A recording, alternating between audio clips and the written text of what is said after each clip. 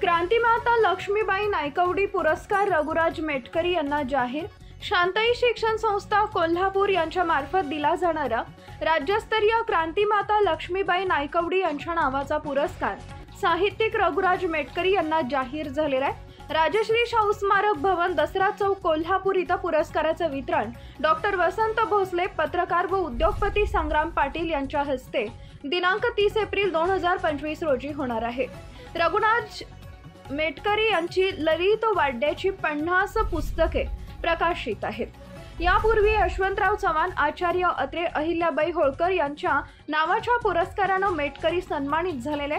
महाराष्ट्र राज्याचा आदर्श शिक्षक पुरस्कार, महाराष्ट्र राज्याचा उत्कृष्ट वाङ्मय निर्मिती पुरस्कार त्यांना मिळालेले आहेत। मेटकरी यांनी विटा इथं गेली 43 वर्ष ग्रामीण मराठी साहित्य संमेलन भरवले।